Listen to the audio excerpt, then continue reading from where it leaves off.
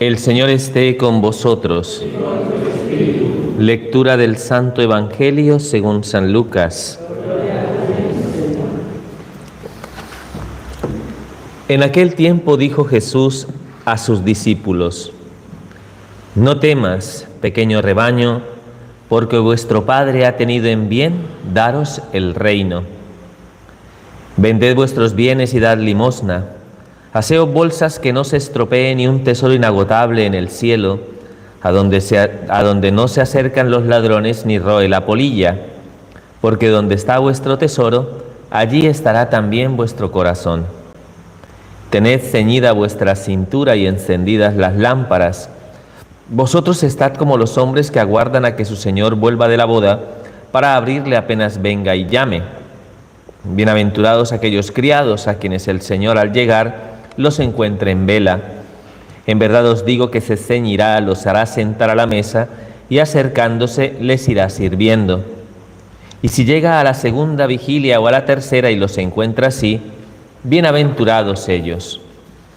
Comprended que si supiera el dueño de casa a qué hora viene el ladrón, velaría y no le dejaría abrir un boquete en casa.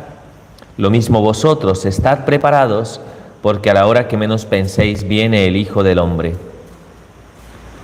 Pedro le dijo: Señor, ¿dices esta parábola por nosotros o por todos? Y el Señor dijo: ¿Quién es el administrador fiel y prudente a quien el Señor pondrá al frente de su servidumbre para que reparta la ración de alimento a sus horas? Bienaventurado aquel criado a quien su señor al llegar lo encuentre portándose así. En verdad os digo que lo pondrá al frente de todos sus bienes. Pero si aquel criado dijere para sus adentros: mi señor tarda en llegar, y empieza a pegarle a los criados y a las criadas, y a comer y a beber y emborracharse, vendrá el señor de ese criado el día que no espera y a la hora que no sabe, y lo castigará con rigor, y le hará compartir la suerte de los que no son fieles. El criado que, conociendo la voluntad del Señor, no se prepara ni obra de acuerdo con su voluntad, recibirá muchos azotes, pero el que sin conocerla ha hecho algo digno de azotes, recibirá menos. Al que mucho se le dio, mucho se le reclamará. Al que mucho se le confió, aún más se le pedirá. Palabra del Señor.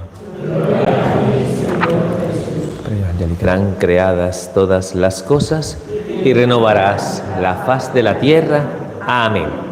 Bueno, hermanos, muy buenos días para todos. Bueno, domingo, día del Señor.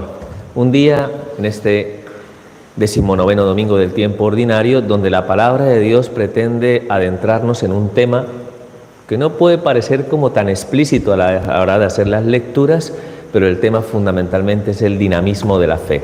¿De acuerdo? Hoy vamos a hablar de ese tema, del dinamismo de la fe, ¿vale?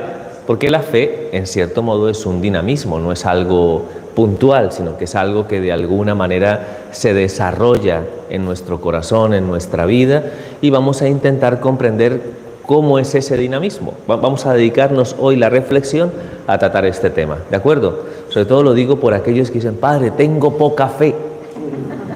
Tengo poca fe. Pues a lo mejor le viene muy bien la reflexión del día de hoy para intentar profundizar en aquello que necesitamos de alguna manera, pues en el corazón, para que nuestra fe podamos decir que nuestra fe aumente, nuestra fe se desarrolle, ¿de acuerdo? Que al menos alcance el tamaño de un granito de mostaza. Dice la palabra de Dios que si tu fe es como un granito de mostaza, bueno, ¿qué no harías tú en tu vida? Pues vamos a pedirle esa gracia especial al Señor, ¿de acuerdo? Está muy escondida esta reflexión. Es verdad que la segunda lectura de la carta a los Hebreos nos muestra el tema de una manera más clara y contundente, pero las lecturas que hemos escuchado en el día de hoy nos hablan acerca de esa fe, ¿vale? Lo primero, lo que yo haría si fuera profesor de cualquier asignatura, lo primero que haría, voy a decirle a mis alumnos a ver qué saben acerca de la fe. ¿Cómo definiríamos nosotros la fe? La fe es el alimento del alma. Bueno, es una descripción en sí de algo que propicia un bien para nuestra alma, pero no es una definición en sí misma. ¿Cómo definiríamos la fe? Confianza, confiar en Dios, eso es tener fe. Es parte de ese dinamismo de la fe, tener confianza en Dios, pero la definición nos queda muy cortita, ¿de acuerdo? porque no nos dice de dónde viene, cómo se acoge, cómo se desarrolla, solamente nos plantea una característica específica y es que la fe se traduce en confianza. Muy bien. ¿Qué más? Practicando. ¿Qué es la fe para nosotros? Mojaos. Mojaos. ¿Qué es la fe? Creer en Dios. Pues la fe es creer en Dios, sí, es parte, ¿no?, de la definición, ya lo veremos. Creer en Dios, ¿no? Por tanto, significa que de algún modo sabemos que es creer, ¿no?, que va asociado a lo que es la fe en sí, ¿no? ¿De acuerdo? Que sería un acto de confianza. Entonces nos moveríamos más o menos en la misma línea de reflexión que estamos haciendo. ¿Veis que no es tan fácil definir la fe? No es tan fácil definir la fe. Porque cualquier cosa que digamos parece que queda como muy cortita, parece que es muy descriptiva, ¿de acuerdo? Entonces vamos a intentar de algún modo profundizar en ese dinamismo para poder dar una definición un poquito más amplia, que nos permita de alguna manera saber qué es lo que tenemos que pedirle a Dios en el día de hoy, ¿de acuerdo? Bueno, lo primero y lo fundamental, aquí todos de alguna manera hay que confiar en Dios, hay que creer en Dios.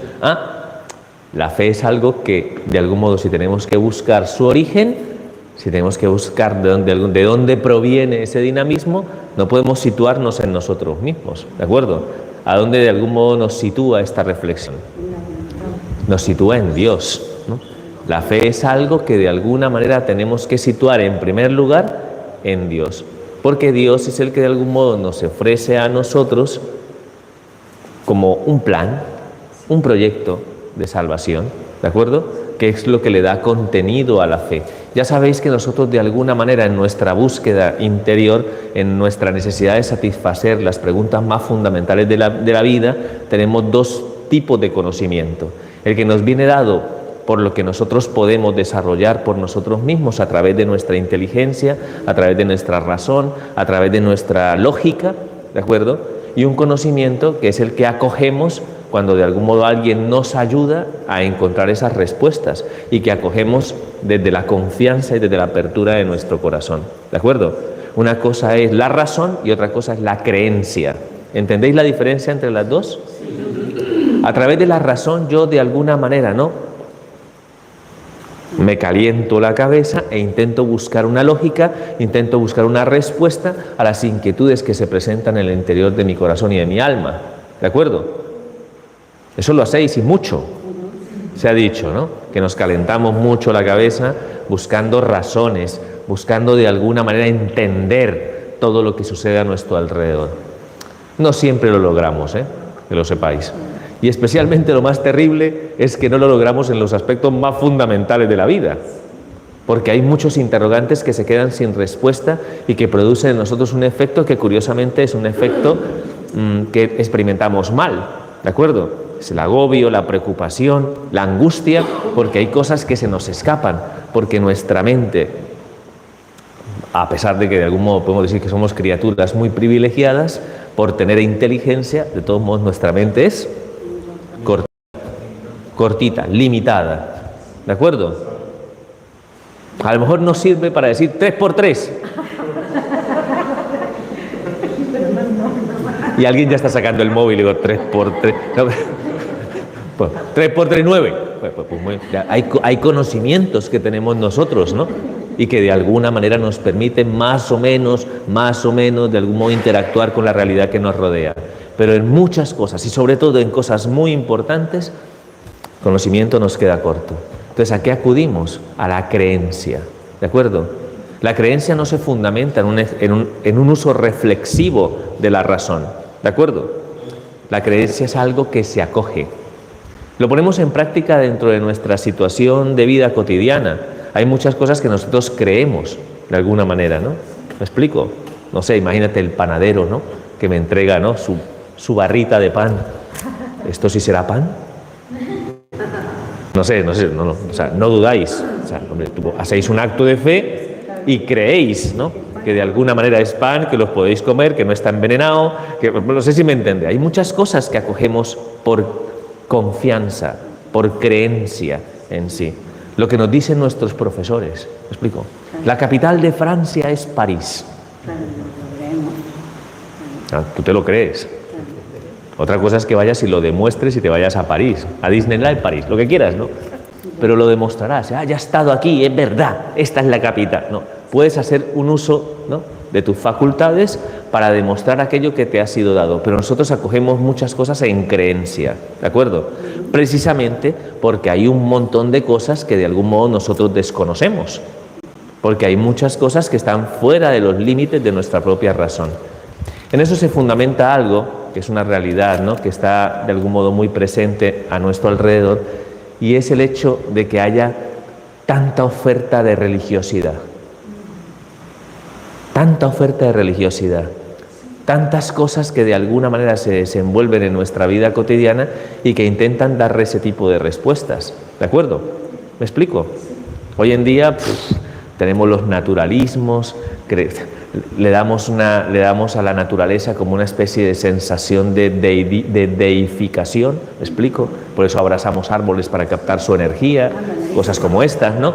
No sé si me entendéis, ¿no? Tenemos una gran oferta de autotrascendentalismo, ¿no? Personas que en esa búsqueda pues intentan, sobre todo, ¿no?, por pseudofilosofías orientales, ¿no?, que van muy ligadas a prácticas como el yoga, el reiki y estas cosas, vamos como muy ligados, ¿no?, a una especie de sensación de que tenemos que descubrir la trascendencia que ya está en nosotros, ¿no?, y fluirnos dentro de lo absoluto y perdernos en lo absoluto. Eso sí, ¿no?, muchísimas circunstancias. Tenemos respuestas religiosas que de alguna manera nos presentan un Dios. Algunas son monoteístas, otras son politeístas. Dentro del monoteísmo tenemos el Islam, tenemos el judaísmo, tenemos el cristianismo, y dentro del cristianismo tenemos un montón de ofertas, madre mía de mi corazón. Como nunca, como nunca. Si fuera un supermercado estarías así. Hay tanta oferta, a ver cuál cojo, ¿no? A ver cuál cojo. En eso se fundamenta. De hecho, os digo una cosa, en el Corte Inglés, ¿no?, hicieron un estudio sociológico, donde de algún modo, ¿no?, se planteaban qué tipo de literatura leían los españoles. Hermanos, hay españoles que leen. Todavía. ¿No? Que eso no deberíamos perderlo, ¿eh?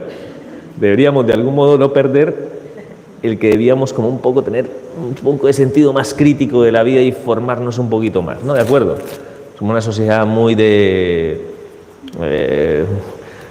satisfacciones rápidas, ¿no? Y de algún modo leer un libro, tú que eres un chaval, ¿no?, de hoy en día, léete este libro. ¿Tiene dibujos? Lo aplico, o sea, no sé si me entendéis, ¿no? O sea, coger un libro, leer, implica siempre en un trabajo. Bueno, en fin, es una nota a pie de página. ¿Cuáles son los libros más vendidos? Los más vendidos. O sea, se ha hecho un estudio de qué se vende más, ¿de acuerdo? Todo lo que tiene un conocimiento arcano, todo lo que es mistérico, ¿de acuerdo?, es lo que más se vende. ¿Me explico? Todo lo que es mistérico, ocultismo, todo este tipo de... todo lo que suena, vamos a tener un conocimiento que nos haga de alguna manera tener como una especie de sensación de que estamos penetrando en el conocimiento del saber. Por eso pululan a nuestro alrededor muchísimas informaciones de teorías conspiranoicas, porque es algo que de algún modo es atrayente, ¿no? Conocer la verdad. Conocer cómo se mueven los tinglaos de este mundo. Y lo que hacen estos y aquellos y tal. Claro, todo eso es necesidad de aferrarme a algo.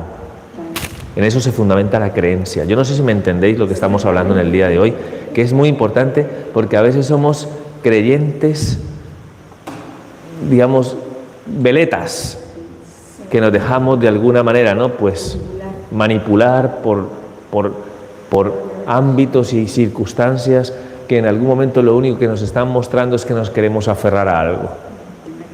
Porque tenemos muchos interrogantes, ¿de acuerdo? Muchísimos interrogantes. Entonces la fe parte de esa conciencia ante el hombre que es incapaz de dar respuesta a grandes interrogantes. Nosotros de alguna manera ponemos la consistencia y el origen de la fe en la decisión libérrima de Dios, ¿no?, de querer ofrecernos a nosotros ese conocimiento. ¿Y en qué se basa ese conocimiento? Se acoge por el uso de la razón. No. Otra cosa es que la razón la utilicemos para hacer más aprehensible ese conocimiento. ¿De acuerdo? Es más bien, digamos, un conocimiento que puede ser cada vez más asimilado por nuestra razón. Pero la fe empieza siendo un conocimiento dado por Dios y se fundamenta en algo que conocemos como revelación. Es Dios quien se revela, no revelación con B, que revelarse con B es ponerse rebelde, sino es con V. Y revelación con V significa quitar el velo, es mostrar lo que está oculto al hombre. Y es lo que ha hecho Dios a través de un conjunto de conocimiento. Por eso cuando nosotros evaluamos el conocimiento de la fe, siempre fundamentalmente lo que nos ha sido dado a través de la revelación. ¿Cuáles son las dos fuentes de la revelación en las que se sostiene la fe de la Iglesia Católica? Son dos. ¿Qué? El Antiguo y el Nuevo Testamento. No. Ese es uno solo, que serían las Sagradas Escrituras. La Biblia es la primera gran fuente de revelación para nosotros. A través de las Sagradas Escrituras Dios ha hablado al hombre y Dios le ha revelado su misterio. De alguna manera esa iniciativa la ha tenido Dios a través de las Sagradas Escrituras. ¿Y cuál es la segunda fuente de la revelación? El magisterio de la Iglesia. El magisterio de la Iglesia que ha profundizado en esa revelación que le ha sido dada, ¿no?, por parte del Señor al pueblo de Dios y que ha madurado a través de estos 2000 años de cristianismo. A través de eso se nos da un conocimiento, ¿no?, que es iniciativa de Dios. ¿Y por qué Dios da ese conocimiento? Porque el hombre tiene necesidad de dar respuesta a las inquietudes profundas de su interior. ¿De acuerdo? Entonces la fe ante todo, y lo primero que tenemos que considerar es que es iniciativa amorosa de Dios para con nosotros. ¿De acuerdo? Iniciativa amorosa de Dios. O sea, la fe es un don. Es un don. Padre, ¿y por qué mucha gente no tiene fe? ¿Por qué habrá gente que en algún momento se resiste, ¿no?, a ese conocimiento que el Señor ofrece? Por una razón fundamental, por la soberbia de nuestro corazón. Porque cuando tú tienes soberbia y piensas que sabes todo lo que tienes que saber y que nadie te tiene que decir cómo tienes que hacer las cosas, porque tú eres el que se quiere, tú sigues la ley del palomo, ¿no? Yo me lo guiso y yo me lo como, ¿no? Pues entonces tú de algún modo no necesitas que nadie venga a decirte cómo tienes que hacer las cosas, o en el peor de los casos vas a coger lo que te sirve de cada realidad que se te diga. ¿De acuerdo? No sé si me entiendes. Esto que dice la Iglesia me sirve. ¿Me explico? Pero esto que dice esta otra realidad también me sirve. Y esta realidad también me sirve. Y al final, ¿hacia dónde lo acomodas? Hacia ti mismo. ¿De acuerdo? Y eso lo único que genera es soberbia y cerrazón de corazón. Una persona soberbia no necesita la gracia, no necesita de ningún don, porque se basta a sí misma. Por eso en la gran mayoría de veces, cuando veáis personas que no tienen fe, vais a ver esa característica. ¿Me explico?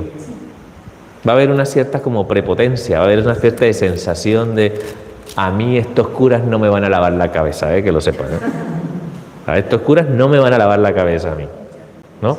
No sé si me entendéis.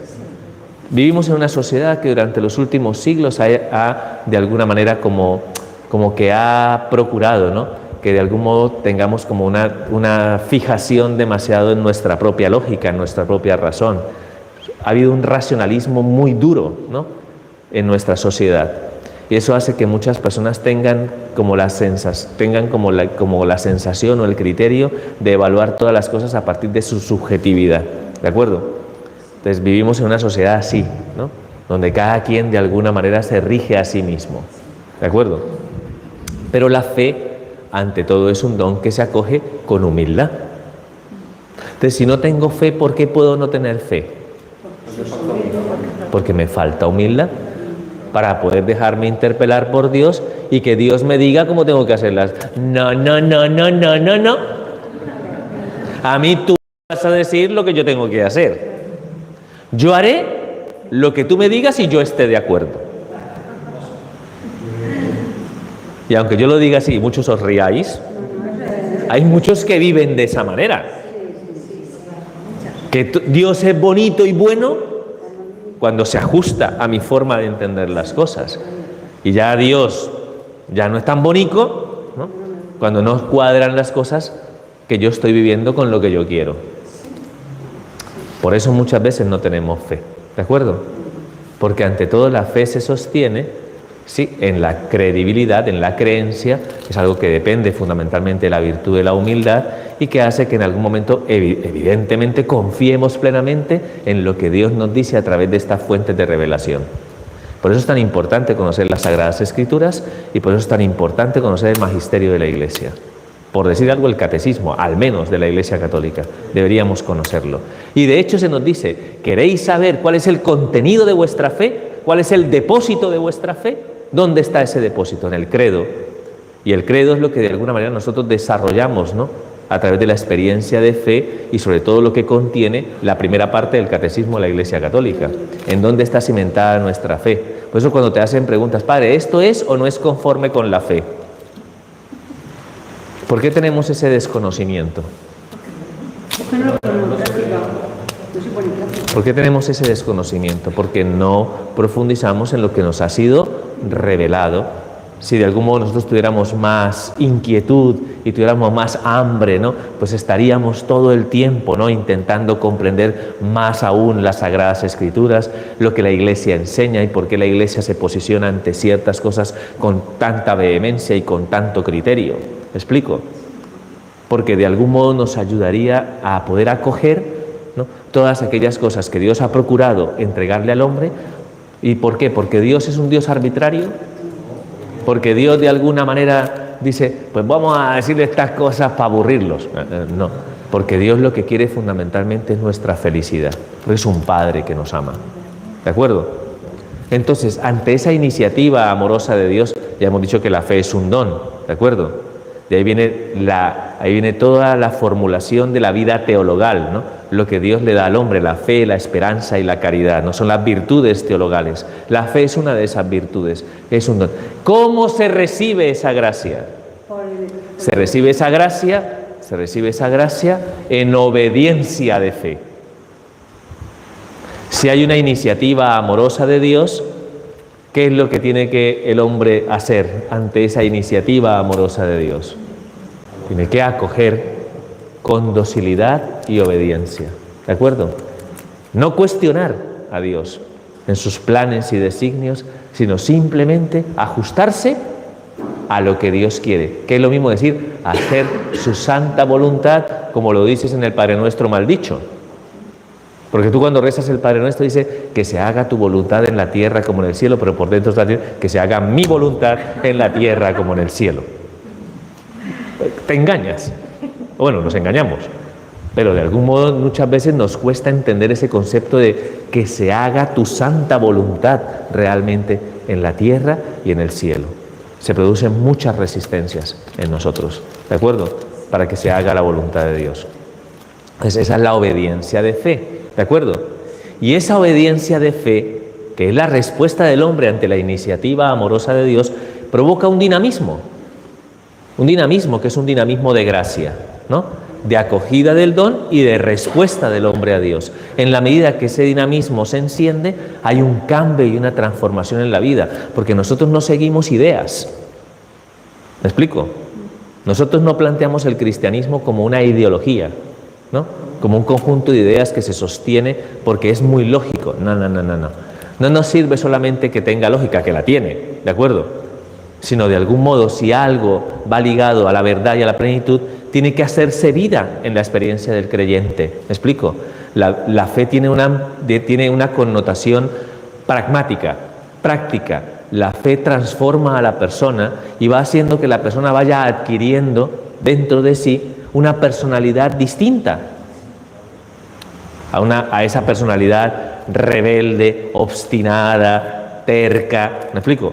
La fe va creando en nosotros, a través de esa docilidad, una personalidad nueva. ¿A imagen de quién? A imagen de Cristo, que es el modelo de la nueva humanidad.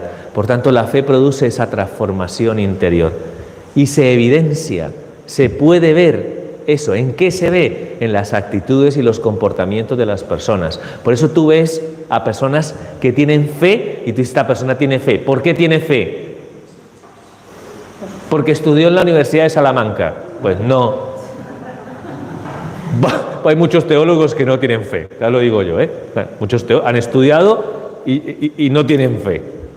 Pero ¿por qué ves que una persona tiene fe? Porque yo puedo decir, pues aquí está, digo, Antonio. Antonio tiene fe. ¿Por qué Antonio tiene fe? Por sus actitudes, por sus comportamientos, por su manera de entender la vida. Porque cuando a lo mejor en algún determinado momento hay un problema, ¿no? A lo mejor, no sé, Antonio, padre, pues a lo mejor hay está pasando por un problema difícil y en lugar de enredarse en ese problema, en lugar de alguna manera, ¿no?, de despotricar contra el mundo y contra Pedro Sánchez y contra todo, en lugar de eso, pues lo que hace Antonio es hacer un acto de confianza y abandono, entregarse al Señor y vivir esa exigencia que lleva en su vida con paz. ¿Y tú qué dices cuando ves eso? Antonio, ¿cómo tiene usted esa fe? Porque tiene la gracia de Dios. ¿Cómo tiene esa fe? Porque es un dinamismo que va transformando tu vida y que va haciendo que de alguna manera en tus acciones se vaya manifestando algo que por nosotros mismos seríamos incapaces de hacer. Porque es lo propio que le pasa a un hombre cuando tiene un problema insolucionable. Porque se ve de cosas. ¿Qué sería lo propio? Primero todo, huir. Bueno, huir del problema. Es algo muy de nuestra sociedad. Hoy en día tienes un problema, no lo enfrentas. No lo enfrentas, huyes de él y para huir de los problemas tienes que huir de la vida. Y no hay nada mejor para huir de la vida que los vicios. No hay nada mejor. Porque los vicios Sí, quítamelo por eso. Porque los vicios al final lo que hacen es... Bueno, todos los vicios que tú dirás, pues la droga, el alcohol, bueno, sí, y todos los demás que hay a nuestro alrededor. Hay gente que está aquí viciada a redes sociales, hay que está viciada a pantallas, que está viciada, porque de algún modo es la forma que tiene para poder desahogar, ¿no?, todo el vacío que lleva dentro de su corazón por las cosas que no enfrenta. ¿Me explico? Entonces, nos falta fe, sí, pero la fe de algún modo requiere que nos situemos dentro de esa perspectiva y dentro de ese dinamismo. Dicho esto, que es la introducción... ¡Qué vergüenza! ¡Qué vergüenza! Hasta ahora vamos a empezar con la palabra de Dios. Dicho esto, ahora sí podemos leer las lecturas del día de hoy. ¿De acuerdo? Yo no sé si me habéis entendido. Son los tres elementos. La fe es un don, por tanto, como todo don, pídela. Hay que pedirlo, Señor. ¿Cuántas veces no lo escuchamos en la palabra de Dios? Señor, aumenta nuestra fe, aumenta nuestra fe. Quiero, Señor, la verdad, quiero hacer tu voluntad, pero ¿cómo es mi fe? Señor, dame tu gracia para que aumente esa fe. Señor, te digo, si es por fe, Ay, qué va. ¿Capaz? toda la que tú necesites, toda la que tú necesites. Pero para que recibas esa fe, necesito una actitud y una disposición de tu parte. ¿Qué necesito? La humildad de tu corazón, para que aceptes lo que yo te ofrezco. Y hazme un favor, no la cuestiones, no la acomodes. Repeat after me. No la cuestiones, no la acomodes. Simplemente acógela, acéptala. ¿Y qué hago con mi razón? Pues, como decía San Anselmo de Canterbury, un santo que me parece estupendo, decía: la fe de alguna manera también necesita de la razón para ser cada vez más entendible. Pero no partimos de la razón para tener fe. Partimos de la fe para que a través de la razón esa fe sea cada vez más entendible. Pero primero lo que hay que hacer es aceptarla. Aceptarla. Y gracias a Dios por eso hay teología. No porque cuestionemos a Dios y le digamos a Dios cómo tienen que ser la revelación de sus misterios, sino porque a través del uso recto de la razón podemos llegar a ese mismo, al menos acercarnos, a ese mismo ámbito de conocimiento con humildad, sabiendo, ¿no?, que la razón puede, ¿no?, en algún momento ir describiendo esos misterios para hacerlos más accesibles a nosotros. ¿Me explico? Pero no caigas en el error de, si lo entiendo, lo creo. Porque estamos cometiendo el error que decía que no hay que cometer. Creo y a través de ese acto de fe busco entender más. ¿Me explico? Que es lo que enseña San Anselmo. ¿De acuerdo? La fe que busca entender. ¿Queda claro? Y si eso es así, Y si comprobamos realmente que nuestra respuesta es una respuesta de docilidad y de acogida al don de Dios, empezaremos a ver en nosotros los frutos. Y los frutos de algún modo son los que plantea, ¿no? Una fe que para nosotros es un estilo de vida, no un conjunto de ideas. ¿Qué pasaría si yo tengo fe y transmito todo lo que la fe enseña y no lo cumplo?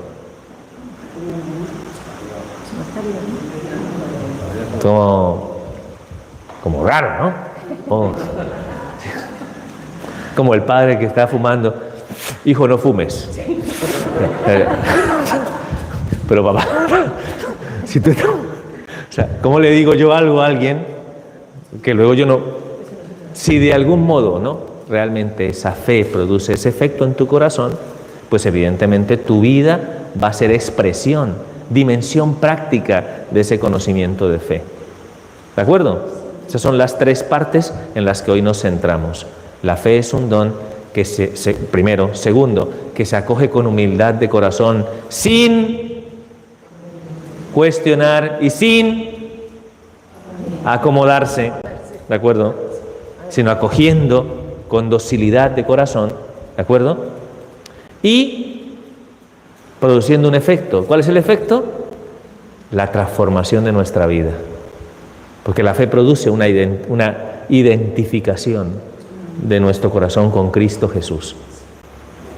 ¿De acuerdo? Primera lectura, es la que menos, es la más rebuscada del libro de la sabiduría. ¿De qué está hablando este texto? El que me lo diga, un chocolate de la luz. ¿De qué está hablando este texto? Pero de todo ni me acuerdo, padre. Así que, del texto de la sabiduría, un texto que hemos escuchado en este día, ¿cuál es el tema que aborda? Un chocolate jugoso de la luz. Si alguien se quiere mojar.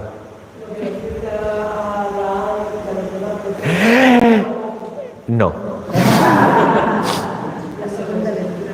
Esa es la segunda. Hermanos, estamos hablando del Pesaj, de la Pascua judía. De eso está hablando el libro de la sabiduría, de la Pascua judía. ¿Alguien recuerda cuándo se instituye la Pascua en Israel?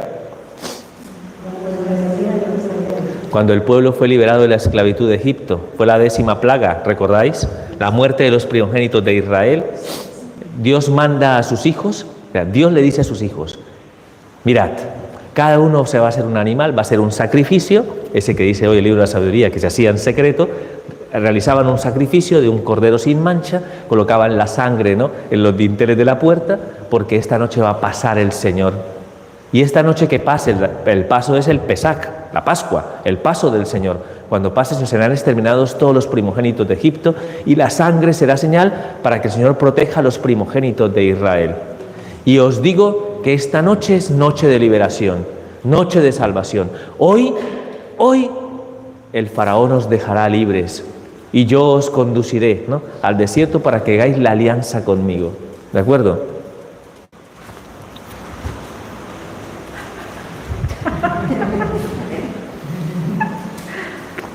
¿De verdad? Es lo que el Señor promete. El Señor de alguna manera les está dando esperanza. Es la respuesta a su necesidad de salvación. ¿De acuerdo? Lo que tenéis que hacer es esto.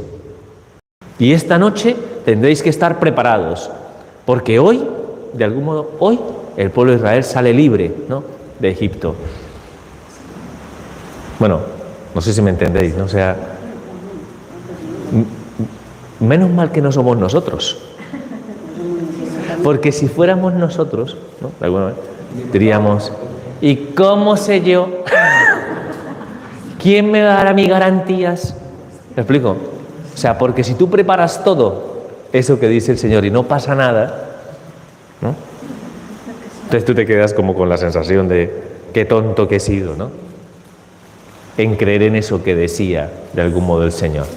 ¿De acuerdo? Pero el pueblo responde con docilidad a lo que el Señor le dice, a través del mediador que es Moisés. Y todo el pueblo a una realiza la voluntad de Dios y celebran la Pascua. sin saber realmente si Dios va a cumplir la promesa y si Dios, en definitiva, les va a liberar. Y tienen que estar preparados, listos, ¿no? Como si fueran de viaje. No sé si me entendéis. Mañana aquí a las 7 de la mañana con maleta. Que nos vamos. A las 6 algunos A dónde vamos, cómo nos vamos, qué lleva... No sé si me entendéis. O sea, todos de algún modo nos haríamos un montón de cuestionamientos, pero el pueblo responde con docilidad. Hace lo que Dios le pide y cuando de repente están terminando de celebrar la Pascua, ¿no?, viene el acontecimiento.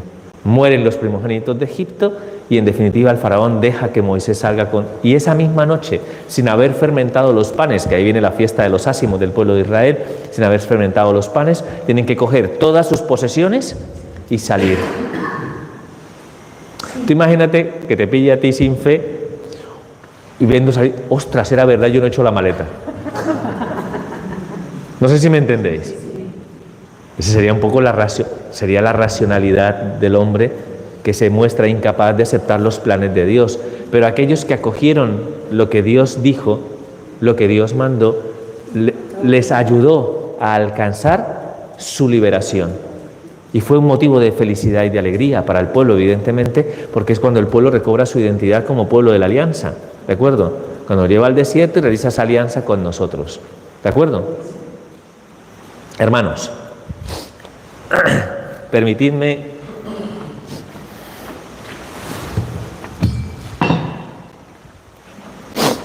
una reflexión. Esta es nuestra Pascua de hoy. ¿De acuerdo? Esta es nuestra Pascua de hoy. ¿De acuerdo? Todo lo que de algún modo el Antiguo Testamento liga a la institución de la Pascua, nosotros de algún modo lo hemos actualizado a través del sacramento de la Eucaristía. ¿De acuerdo? Y hoy el Señor te dice que tiene el poder de liberarte de toda esclavitud a la que esté sometida tu corazón, que tiene el poder de darte vida si acoges lo que Él te da con fe.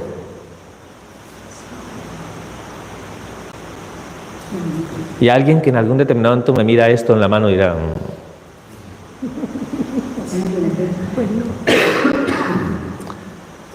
O sea, el cura me vende la idea a mí de que si yo le abro mi corazón a esto que es lo que el Señor me da y me ofrece, esto tiene la posibilidad de transformar realmente mi vida y de hacerme una persona libre y capaz de llevar a cabo el cumplimiento de su voluntad. ¿Cómo se acoge este misterio? ¿Qué necesitamos de algún modo para saber que esta es la respuesta que Dios da a la necesidad que hay en lo más profundo de tu corazón? Se necesita fe, porque la razón aquí, a la razón aquí no llega.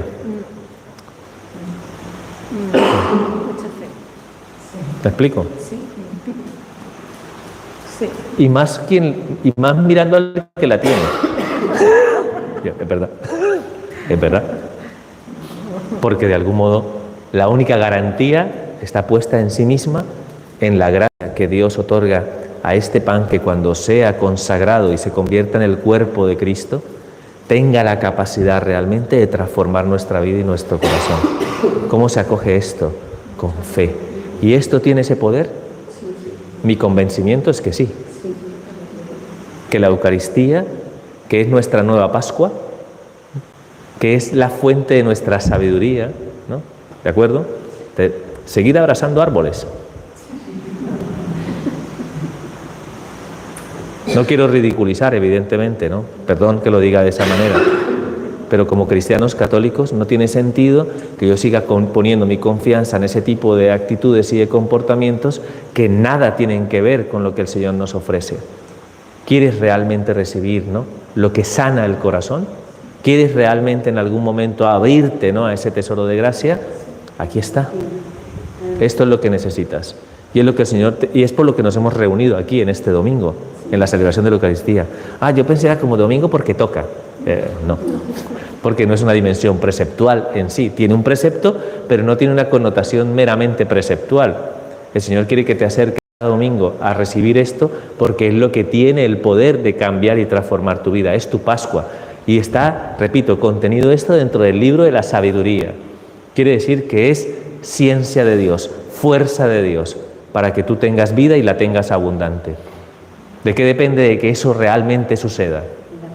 De tu docilidad, de tu acogida, de la disposición, por tanto, de tu corazón a la hora de acoger tan maravilloso regalo. Y sobre todo, porque un alma eucarística se nota que es eucarística cuando va transformando su vida a imagen de lo que está recibiendo. ¿Qué está recibiendo? ¿Qué es esto? El cuerpo de Cristo. Por tanto, ¿cuál es la vida que se nos está manifestando y se nos está dando? La del Señor. ¿De acuerdo? ¿Y eso tiene una capacidad transformadora en nuestra vida? Sí. Pues yo no lo había visto así. Pues hay que de alguna manera madurarlo, porque es lo que el libro, fijaos que de algún modo profundizar en esta primera lectura no es fácil, porque hay que tener en cuenta la historia del pueblo de Israel y la relectura de ese acontecimiento en el Nuevo Testamento para entender lo que está diciendo esta lectura, ¿de acuerdo? Es glorificación para el hombre, fíjate, lo dice, ¿no? Porque con esto de alguna manera los justos han alcanzado la victoria y los enemigos han sido derrotados. ¿Los justos quiénes son? Nosotros, que somos justificados por la gracia. ¿Quién es el enemigo que es vencido? Ya no es el faraón, ni es Egipto. ¿Cuál es el demonio vencido? El maligno enemigo, el demonio, es el que ha sido vencido. ¿De acuerdo? ¿Y nosotros qué alcanzamos? La participación en la gloria de Dios.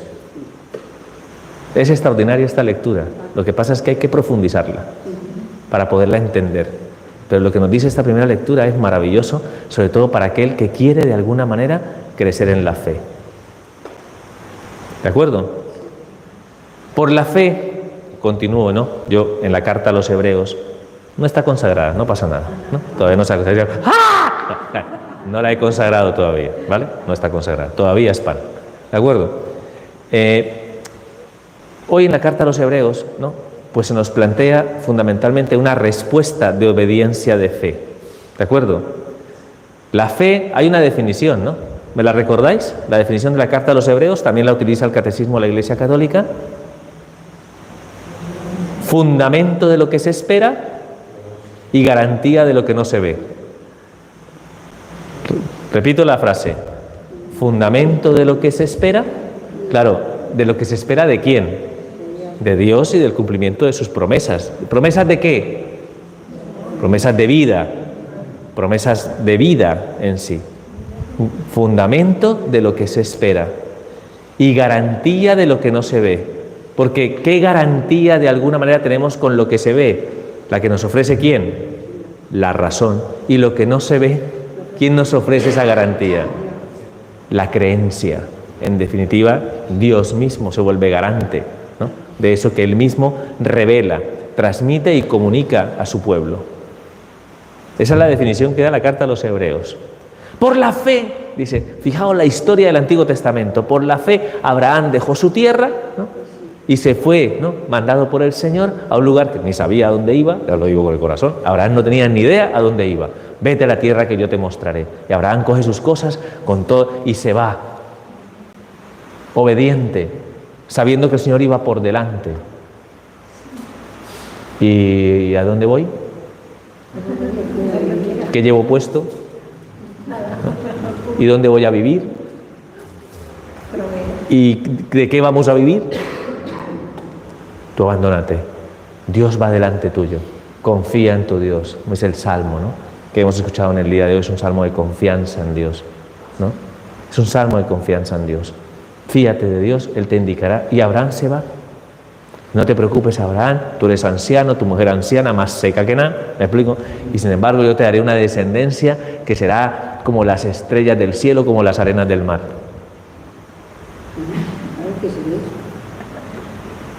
Y tú sigue tu camino, ¿me explico? Tú sigue tu camino. Por esa fe, Abraham salió de su tierra y sin que de algún modo tuviera cumplimiento la promesa, porque esto es tremendo, porque la promesa se va a cumplir siglos después. Y sin embargo, Abraham, Isaac y Jacob obedecieron a la voluntad de Dios sin que se llevara a cabo el cumplimiento pleno de esa promesa, pero sabiendo que el Señor era garantía, ¿no?, de la bendición que se iba transmitiendo y comunicando a través de esa descendencia. ¿De acuerdo? Porque ellos no vieron como tal, ¿no?, el cumplimiento de esta promesa como ahora nosotros somos conscientes. Y sin embargo aceptaron la voluntad de Dios y gracias a esa obediencia de fe se fue gestando la obra de la salvación. Por la fe, Sara, seca, ¿no? Y no precisamente por Sara. Ya sabéis que Sara protestó enormemente, se rió de Dios cuando le dijo que quedaría encinta y que daría a luz un hijo. ¿Yo? ¿Dar un hijo? Si yo estoy seca. Y le dice Dios, los tres seres divinos que estaban con Dios, con Abraham en Mambré, dile a tu mujer que no se ría. Que yo soy Dios y yo lo veo todo, ¿eh? Dile a Dios que no se ría, dentro de un año tendrás un hijo, ¿de acuerdo? Y me imagino que Abraham, ¿no?, está viendo, Sara. Y Sara, yo no me he reído, nunca, porque sí que te has reído, ¿me explico? ¿Por qué? Porque no tienes fe, no confías. Si te fías, Dios cumplirá su promesa y viene ese hijo. Nace Isaac, no el hijo de la esclava, el hijo de la libre, ¿no?, de Sara, ¿de acuerdo?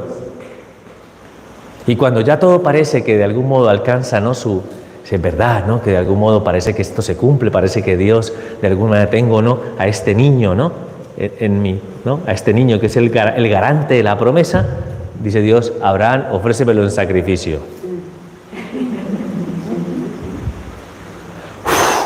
Menuda prueba de fe en sí, menuda prueba de fe. Y Abraham obedece, es enternecedor. Abraham va con el niño, ¿no?, va el niño, una pila de madera y el fuego, ¿me explico? Y el niño se queda mirando hacia su padre y le dice, papá, llevamos leña, llevamos fuego, y la víctima, y el papá, Dios proveerá. Dios proveerá. Y cuando estaba a punto de ofrecerlo en sacrificio, pues el Señor puso ahí a la víctima del sacrificio. Curiosamente, ¿no?, en lugar de su hijo hubo una víctima expiatoria, ¿no?, que rescató al hijo, ¿no?, de Abraham para el cumplimiento de la promesa. Y el que está escribiendo la carta a los hebreos dice lo siguiente, impresionante, dice lo siguiente: ¿por qué Abraham confiaba en la promesa de Dios? ¿Por qué se dirigió al monte con su hijo para ofrecerlo en sacrificio? Y dice el comentarista a la carta a los hebreos, que es un cristiano, porque la carta a los hebreos es del Nuevo Testamento, y dice, porque ya Abraham en su fe tenía la confianza de que Dios podía devolverle la vida. Por tanto, es una firme declaración de fe en la resurrección, tal como la entendemos nosotros desde la perspectiva de la alianza, ¿de acuerdo? Porque de algún modo lo que le da sentido a nuestra fe es que algún día vamos a tener, ¿no?, vamos a resucitar con Cristo, ¿de acuerdo? Y vamos a ser partícipes de su vida. Por tanto, de algún modo no estamos sometidos a este mundo, sino que de algún modo este mundo adquiere un valor relativo ante lo que es el valor absoluto, que es nuestra fe en la resurrección, de que hay una vida más allá de esta vida, donde de algún modo, como consecuencia, evidentemente, ¿no?, de las buenas obras, vamos a ser partícipes de la vida y la inmortalidad conforme a la promesa de Dios, porque es en lo que se fundamenta nuestra esperanza. Y todo esto lo sabemos ¿por qué? Porque tenemos fe, porque eso no se fundamenta en ninguna otra cosa, sino en la confianza en el cumplimiento de sus promesas, porque es el Dios de la vida, porque Cristo ha resucitado, y porque si Cristo no hubiera resucitado, pues entonces vana sería nuestra fe, dice San Pablo, ¿de acuerdo? Pues creemos en la resurrección, creemos en una vida más allá de esta vida, creemos en la vida eterna, no creemos en la reencarnación, por Dios santo. No creemos en la reencarnación, creemos en la vida eterna.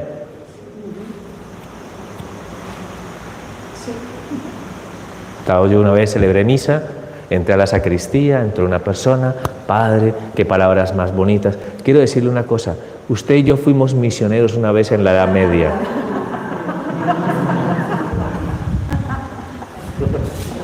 Y yo me decía a mí mismo, ¿y yo por qué tengo que escuchar esto?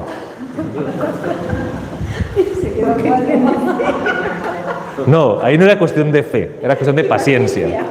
No, o sea, pero ¿cómo nosotros podemos dejarnos engañar tan fácilmente cuando no tenemos claros los fundamentos en los que se sostiene nuestra fe? Nosotros creemos en la resurrección, no en la reencarnación. Creemos en la vida eterna, creemos en un Dios personal, no creemos en una energía. Tenemos que ser claros a la hora de sostenernos en aquello en lo que realmente se sostiene la promesa de Dios.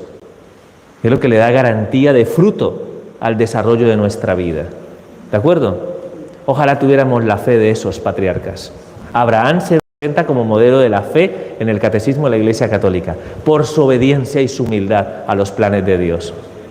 ¿De acuerdo? A la otra que pone como ejemplos a la Virgen. Claro, es que no la mencionamos hoy, pero ¿cómo no mencionarla si la Virgen de algún modo responde a los planes de Dios con docilidad? He aquí la esclava del Señor, hágase en mí según tu palabra.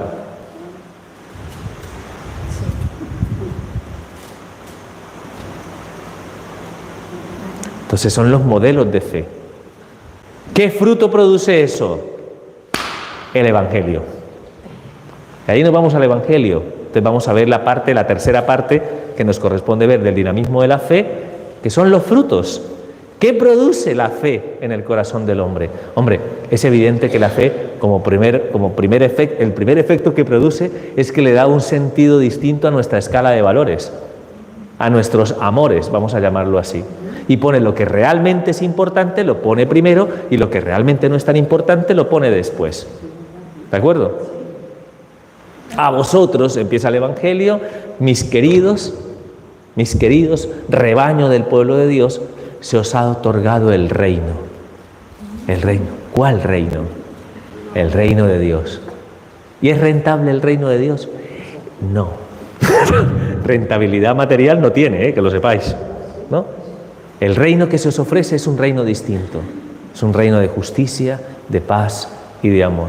Es el reino de los cielos, el que ha sido incoado en el corazón del hombre, el que está llamado a desarrollarse para conducirnos a nosotros ¿hacia dónde? A arrancarnos de este mundo caduco y ofrecernos la posibilidad de ser partícipes de la bienaventuranza eterna junto a Dios. Ese es el reino para nosotros. Ese es el reino del cual ya participamos. No es una promesa perdida en el tiempo, no. El reino de Dios, dice la palabra, ya gravita en vuestro corazón.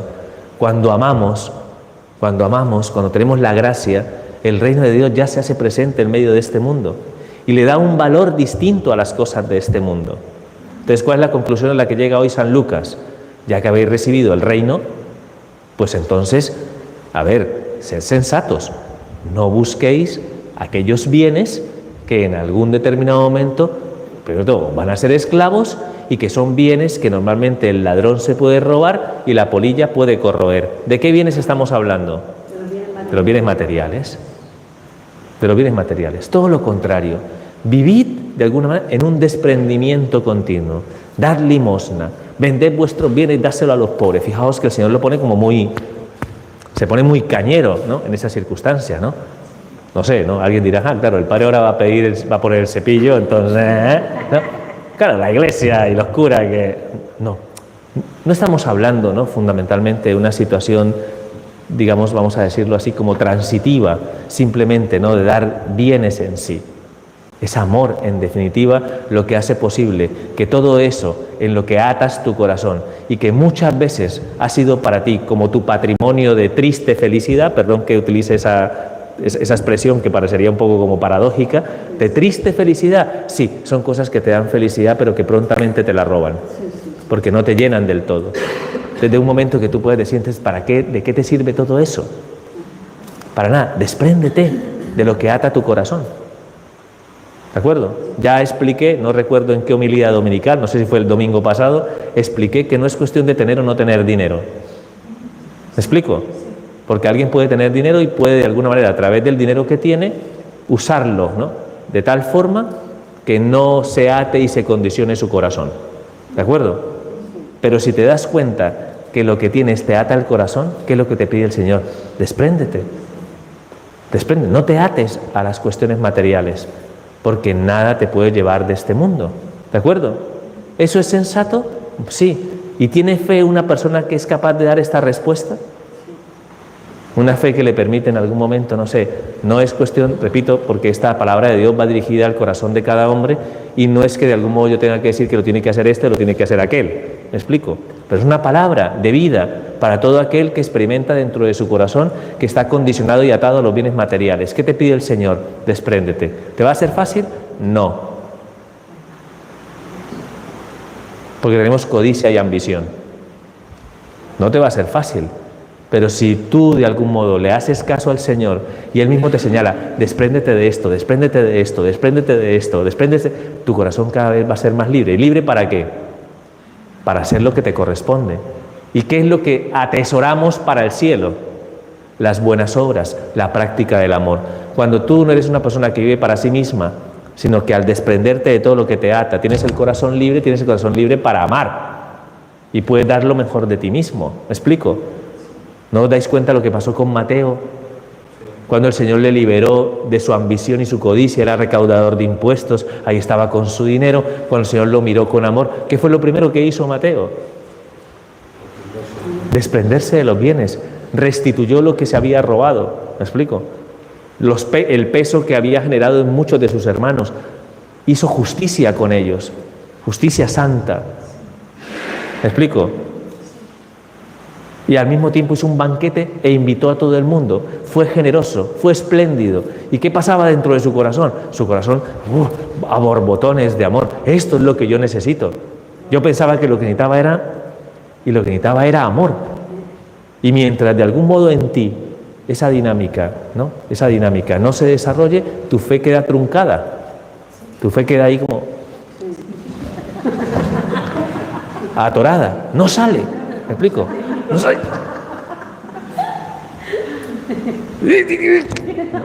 sale, no, está ahí atorada, porque tú de alguna manera no estás acogiendo, ¿no?, ese mensaje que el Señor te está dando, que es un mensaje de liberación interior. Despréndete. Es una actitud de corazón, no tiene que ver con lo material en sí. El corazón. ¿Me explico? O sea, que esto va para Alto Real y el Polígono de La Paz. No sé si me entienden. O sea, que esto no es que, no, estos son para todos los de Alto Real. No. Es para todos, porque nos podemos atar de corazón a cualquier cosa en la que hagamos dependiente nuestra felicidad. Te vamos a pedir esa gracia. Creo que el domingo pasado hablábamos de esto, hablábamos de las riquezas. En fin, bueno, eso es lo primero que concluye hoy San Lucas. Lo segundo, importantísimo. Claro, si la expectativa del reino nos sitúa siempre dentro del cumplimiento de las promesas de vida eterna, ¿en dónde tiene que estar nuestra mirada puesta? En el cielo. Repetidmelo. En el cielo. Ahí donde tiene que estar puesta tu mirada. Si tu mirada no está puesta en este momento en el cielo,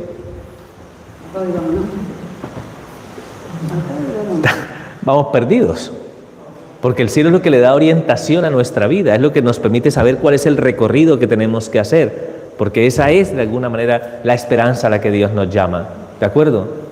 Entonces, si eso es así, yo vivo con una expectativa, y es que el cielo me lo puedo encontrar de repente.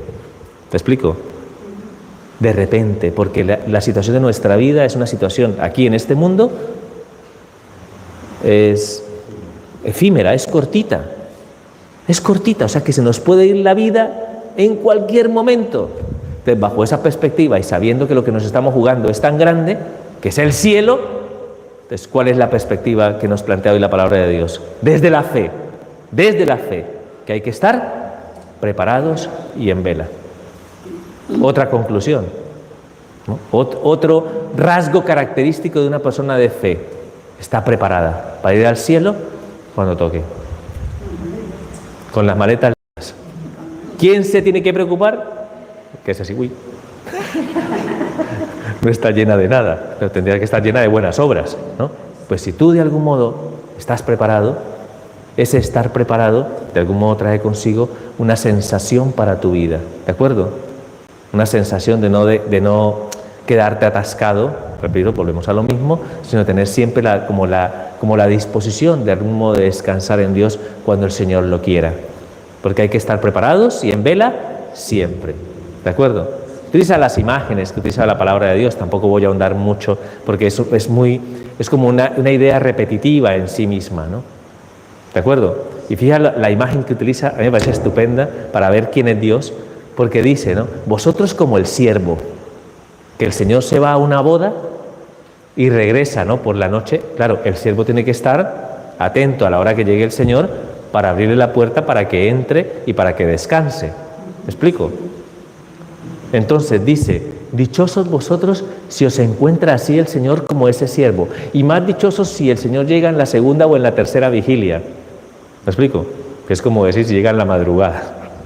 Y todavía vosotros estáis esperando, en vela. ¿De acuerdo? Porque dice la palabra, porque, hombre, si uno lo ve de esa perspectiva, uno diría que si el siervo le abre la puerta al amo, el amo entraría, se acostaría a dormir y le diría, gracias siervo, buenas noches, ¿no? ¿Y sabéis qué dice que hace el que llega? Que es el amo de la casa. ¿A quién representa el amo de la casa? A Dios, que sale al encuentro del alma, ¿de acuerdo? ¿Sabéis qué hace? Dice que el amo llega y al ver que el siervo, ¿no?, ha estado en vela, es como si el amo tuviera esa sensibilidad de decir, no ha dormido, seguramente no ha descansado, entonces se pone a su servicio y lo sienta a la mesa y le sirve. No sé si me entendéis. Sí. Esto es algo desconcertante, porque nos está mostrando lo que es la gratuidad del amor de Dios. No sé si me entiendes. Es como si de algún modo fuéramos conscientes que todo lo que de algún modo plantea, ¿no?, un esfuerzo, todo lo que de alguna manera en esta vida plantea, ¿no?, pues una exigencia, tendrá su recompensa. Preguntémoslo dentro de la consideración de la realidad de la sociedad. Esta idea de que todo lo que vale la pena requiere esfuerzo está difuminado en nuestra sociedad. ¿Me explico? ¿Cuál es la idea de la sociedad actual? Pues la ley del mínimo esfuerzo, padre. Por eso las personas no valoran lo que es importante en la vida dentro del ámbito cotidiano. Mucho menos van a valorar el esfuerzo que radica para todos nosotros, con la ayuda de la gracia evidentemente, pero el esfuerzo que representa ponernos en una tesitura de buscar a Dios, sabiendo que la recompensa que nos espera es maravillosa, porque el amor de Dios es un darse continuamente. ¿Creéis que Dios lo hace para complacerse Él? Porque una persona me lo decía, es que ese Dios vuestro que quiere vuestra rendición, porque de algún modo a través de vuestra rendición Él se complace. Y yo, no, de eso nada, dice aquí, de eso nada. Dios no es un Dios arbitrario. Todo lo que busca, lo busca por tu satisfacción, porque Dios en su ser Dios ya es pleno. No sé si me entiende. Si Dios fuera egoísta, yo estoy aquí en mi plenitud y yo preocupándome realmente por estos.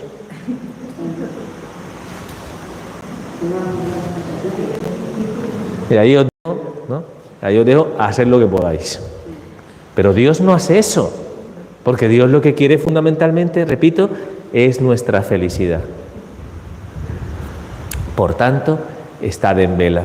Estad en vela. Si el ladrón, ¿no?, si el dueño de la casa supiera que ahora viene el ladrón, se prepararía, no dejaría abrir un boquete en su casa. Vosotros lo mismo, estad en vela. Estad en vela y os aseguro, ¿no?, que el Señor de algún modo pues recompensará esa gracia. ¿De acuerdo? Nos queda solo un aspecto del Evangelio, la pregunta de Pedro. ¿Para qué preguntas, Pedro, por Dios santo? ¿Para qué preguntas? Señor, ¿eso lo dices por nosotros o por todos? Señor, Padre, dame paciencia con esto.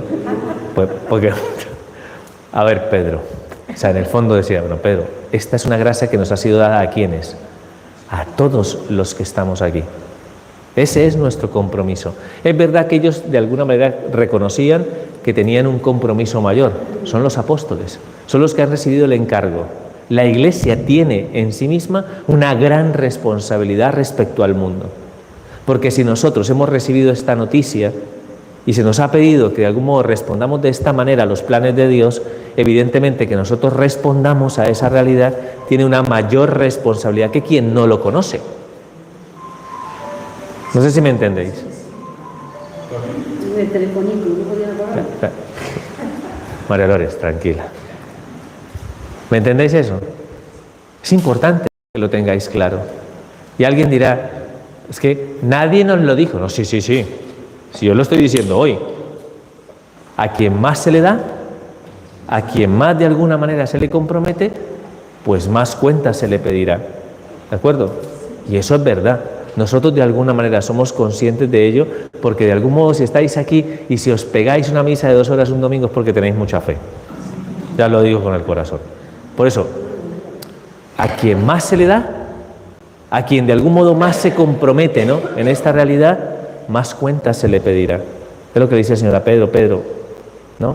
Ten en cuenta esto, ¿no? Ten en cuenta que de algún modo nosotros estamos recibiendo continuamente esa gracia. Vosotros estáis conmigo, ¿de acuerdo? Pues con mucha mayor razón, ¿no? Debes aprender de algún modo a coger esta gracia, sobre todo para que la hagas operante en ti, porque a través de ti esa gracia va a llegar a todos los demás. Por tanto, tu fe no es para ti solamente. Eso, la fe es un asunto privado.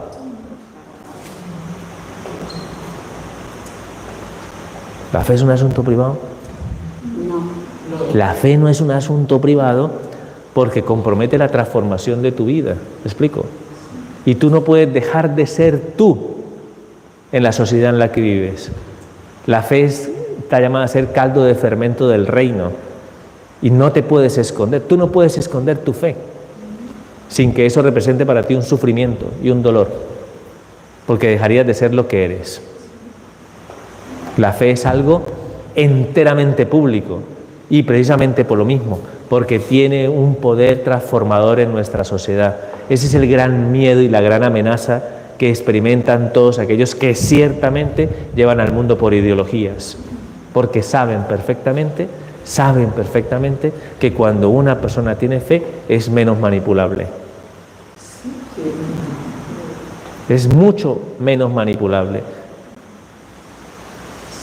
Eso no os creáis que no lo sepamos en el mundo. No sé si me entendéis. Le dijeron a Fidel Castro en su momento: Fidel, arrasa con la iglesia, ¿no? Arrasa con la iglesia. Dice Fidel Castro, ¿no? Mi hermano, Fidel Castro, quita la iglesia, ¿no? El planteamiento comunista en sí mismo. Fidel Castro dijo lo siguiente: no vamos a quitar la iglesia, porque la iglesia, si la quitamos, le vamos a dar más poder. Porque lo que vamos a hacer es un conjunto de mártires y la gente se va a aferrar, ¿no?, a esa realidad. Lo que tenemos que hacer con la iglesia es fundamentalmente no apoyarla. No sé si me entienden. Hacerle difícil su vida. Pero no toquéis a los curas, no toquéis a la gente, porque sabéis perfectamente que eso al real lo que va es a avivar en ellos su fe. Mira qué inteligente el bendito Fidel Castro este. Dentro de su planteamiento, que es un planteamiento evidentemente pues comunista, marxista, ateo, etcétera, etcétera, sabía perfectamente que el error que había cometido el comunismo en otros lugares del mundo, ¿no?, persiguiendo a la iglesia, había hecho que eso fortaleciera aún más la experiencia de la fe de los creyentes. Entonces lo que hizo fue fundamentalmente ahogar a la iglesia económicamente. No sé si me entendéis. Y aún así no logró su cometido, porque la gente que es creyente en Cuba, yo conozco la iglesia, conozco gente que de alguna manera está allí, sé que de una u otra forma han sobrevivido a pesar de los pesares a través de esa realidad y han fortalecido su fe. ¿Me explico? Yo simplemente lo digo para que os deis cuenta que cuando en algún determinado momento, ¿no?, alguien pretende y quiere hacerse con la suya, lo que intenta siempre es minar que ese conocimiento de fe sea iluminador. Por eso no conviene que de algún modo en nuestra Europa rescatemos esos valores de fe, porque eso implicaría, ¿no?, que hubiera dentro del proceso de transformación y de identidad del pueblo que reconociéramos el desmadre de lo ideológico. Entonces, la solución, ya termino, te digo, Maricruz, te permito hacer la pregunta, por eso la solución nuestra, más allá de discursos dialécticos insufribles e interminables, es que esa fe se convierta en vida en nosotros, porque la transformación de la sociedad no se mueve por concepto ideológico, se mueve por santidad de vida. ¿Os queda claro? Sí. Por eso la fe tiene un poder extraordinario en nuestra sociedad si tomamos la decisión, si somos conscientes de lo importante que es que este dinamismo realmente produzca ese efecto en nosotros y nos desprenda de todo lo que nos ata. ¿Cuál es la pregunta, Maricruz? Lo que ha dicho de velar por la noche, como el cielo cuando llegó el Señor, como lo contó la boda, y abre la puerta cuando la noche. Que si es estar nosotros en vela, no. La vela esa vela significaría la vida y estar siempre atentos y vigilantes, ¿de acuerdo? Siempre atentos y vigilantes, porque es lo que hace una persona en la vigilia. La persona que está esperando está atenta a que llegue su Señor para abrirle. Es una simbología de la vida. Tu vida tienes que estar atenta a ¿qué? ¿Quién es el que viene por ti? El Señor, ¿de acuerdo? Y cuando venga el Señor, ¿cómo tienes que estar? Preparada. ¿Y en qué consiste esa preparación? En estar revestidos de buenas obras, de la gracia de Dios, ¿de acuerdo? Que es cosa distinta de que en algún determinado momento alguien me diga, Padre, ¿podemos hacer una vigilia de oración? ¿Podemos pasar una noche en adoración, por ejemplo? Alguien me lo puede decir, ¿no? Que eso es pasar una vigilia, una vela, que es lo que significa una vela de oración, una vigilia de oración. Aquí hay una vela de oración todos los viernes, del viernes en la noche al sábado en la mañana, ¿de acuerdo? Entonces todo eso de alguna manera es asumible dentro de nuestro ámbito de piedad, ¿de acuerdo? Pero está descontextualizado de la enseñanza hoy del Evangelio de San Lucas. Hoy el estar en vela significa estar preparados ya. ¿Me explico? Estar atentos, examinar continuamente nuestra conciencia, no permitir que de algún modo perdamos el estado de gracia y si lo perdemos, recuperarlo. Estar atentos de algún modo a revestirnos de todo lo que en algún momento nos ofrece esa posibilidad de vivir en gracia, los sacramentos, la lectura de la palabra de Dios, hacer ejercicios espirituales, hacer una peregrinación, todo lo que en algún momento contribuya a que esa fe se haga fuerte, ¿de acuerdo? Y que se vuelva testimonial a través de nuestra propia vida.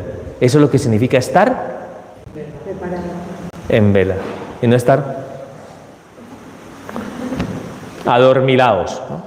Adormilados. Hay quien nos lo ha dicho, los católicos estamos adormilados en nuestra sociedad y eso es verdad. Eso es verdad. El catolicismo está, pero por lo mismo, porque tenemos una fe muy débil, una fe muy cambiante. ¿Me explico? Aquí decimos que aquí hay, en España, según lo que dicen normalmente cada vez un poco menos, pero normalmente se diría que el catolicismo aquí es del 80-90% de católicos en España, más o menos, por poner unos números, ¿no? 80, y luego se añade, pero practicantes el 10 o el 12. Entonces tú vas a una iglesia particular como la iglesia de, ¿qué te digo yo? Una iglesia de, ¿dónde? No sé, la iglesia de Eslovenia, por ejemplo, ¿no? Por poner una iglesia perseguida por el régimen comunista, patatín, patatán, y a lo mejor tú dices allí, en España somos 80% católicos, pero practicantes el 12%, y se quedan mirándote así como, ¿qué? ¿Qué es lo que estás diciendo? O sea, entonces en realidad en España hay un 12% de catolicismo. No.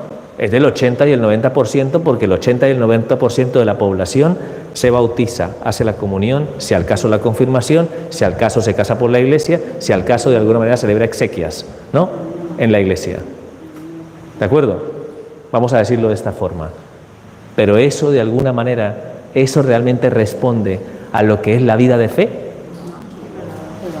Entonces lo más lógico sería decir, en realidad, y es lo real, en realidad la práctica religiosa de la fe es lo que define la fe, ¿no? O sea, el concepto de católico no practicante es un concepto por sí mismo ambiguo, engañoso y falso. Gracias. Y falso. ¿Qué es un católico no practicante?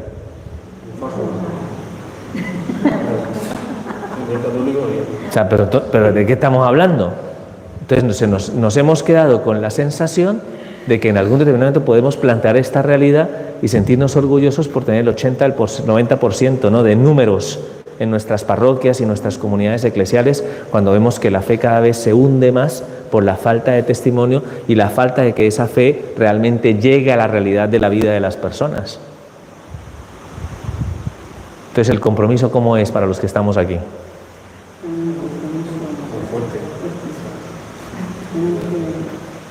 Y a quien más se le ha dado, más se le pedirá. Empezando por usted, ¿no, padre? Sí, sí. No os preocupéis. No os preocupéis porque es así. Ya lo sabemos. Así que vamos a pedir esa gracia de corazón al Señor para que esta palabra nos interpele y para que salgamos de aquí convencidos de lo que tenemos que pedir. Yo saldría de aquí pidiéndole al Señor: Señor, dame esa gracia y dame ese don, aumenta mi fe. Pero al mismo tiempo te pido que me des un corazón dócil, un corazón humilde, un corazón que se deje trabajar, que no cuestione, que no acomode, sino que simplemente acepte y camine conforme a tu voluntad. Y Señor, que no me ate a nada, que impida que esa fe se desarrolle en mi vida, que me dé un corazón libre para amar y para entregar lo mejor de mí mismo como persona. Y entonces ya podríamos aproximarnos un poco a lo que es la definición del dinamismo de la fe. Y reto a que alguien me haga luego el ejercicio, ¿no? Y nos lo mande así. He entendido que la fe es un don gratuito de Dios que acoge el corazón humilde en obediencia a los planes de Dios y que transforma la vida desarrollando en nosotros una personalidad crística. Vamos, una caja de chocolates le mando a esa persona.